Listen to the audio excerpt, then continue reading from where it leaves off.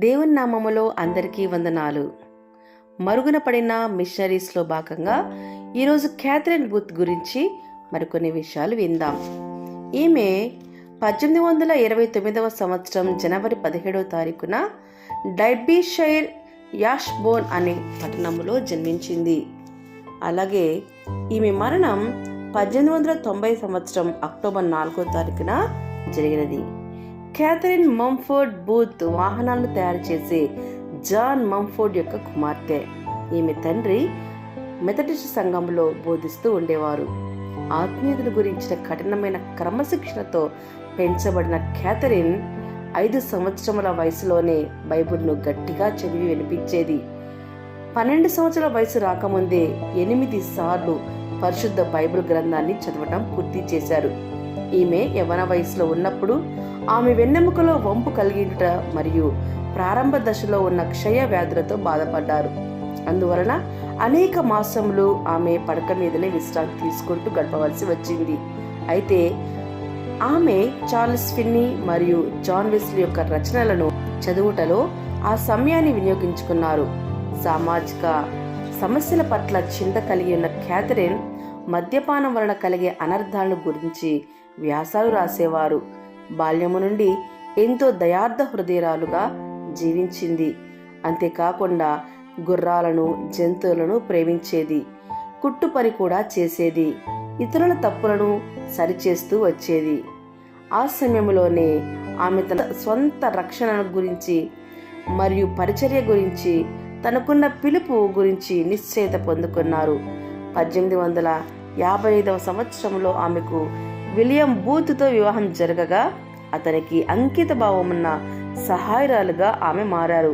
కొత్త వారిని సంధించుటలో శక్తివంతమైన సాధనంగా వాడబడటకు స్త్రీల యొక్క పరిచర్య ఎంతో సామర్థ్యమును కలిగి ఉన్నదని క్యాథరిన్ విశ్వసించారు.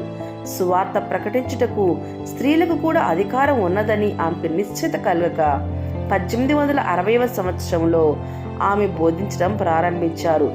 ఎంతో శక్తితో కూడుకొని ఉన్న ఆమె వ్యక్తిత్వం కూడా ఎన్నో ఆత్మలను ఆమె క్రీస్తు కొరకు గెలుచుకోగలిగినారు. ఆమె మద్యపానానికి బానిసలైన వారి గృహాలకు వెళ్ళి వారికి సలహాలు ఇచ్చేది. నూతన విశ్వాసులను, యవనస్తులను వారి విశ్వాసంలో బలపరచబడలాగున్న గృహ కూడికలు కూడా ఆమె నిర్వహించారు. 1865వ సంవత్సరంలో William booth the salvation army రక్షణ సైన్యమును స్థాపించగా క్యాథరిన్ ఆ సంస్థలో ప్రముఖ పాత్ర పోషించారు. ప్రతి ఒక్కరికి సువార్త వెలుగు ప్రసరింపచేయుటకు ఈ ఇరువురు కలిసి అవిరామంగా పనిచేశారు. హల్లెలూయా లాసెస్, హల్లెలూయా యువతులు అని పిలువబడే రక్షణ సైన్య సభ్యులైన యువతులకు క్యాథరిన్ సలహాలనిస్తూ వారికి మార్గదర్శకులుగా ఉండేవారు. ఈ యువతులలో వీధులలో బోధిస్తూ పేదలకు సామాజిక సంరక్షణను అందించేవారు. తన 8 మంది పిల్లలను పెంచుటకును మరియు తన పరిచర్యకు మధ్య తన సమయాన్ని బాగుగా సమతుల్యం చేసుకున్నారు. క్యాథరిన్ ఆమెకున్న సామాజిక దృష్టికి తగినట్లు ఆమె ఫుడ్ ఫర్ ద మిలియన్, కోటి మందికి ఆహారం అనే అంగళ్లను, షాప్స్ కూడా ఏర్పాటు చేశారు. ఇవి పేదలకు నామమాత్రపు ధరలకు ఆహారాన్ని అందించేవి. క్రైస్తవ సంఘ విస్తరణలో స్త్రీల పాత్రపై దృష్టి సారించే అనేక పుస్తకములను కూడా ఆమె రచించారు. దేవుని కొరకు ఆమె చేసిన సేవా ప్రయత్నాలు మరియు త్యాగాలు క్యాథరిన్ బూత్కి mother of the salvation army, రక్షణ సైన్యం యొక్క తల్లి అనే బిరుదును తెచ్చిపెట్టాయి. చివరిగా మీకో ప్రశ్న.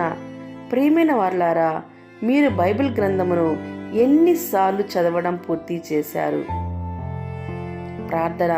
ప్రభువా, ఈ వాక్యమును చదివి దాని ప్రకారం జీవించవలనన్న లోతైన వాంఛను నాలో కలిగించుము. ఆమేన్.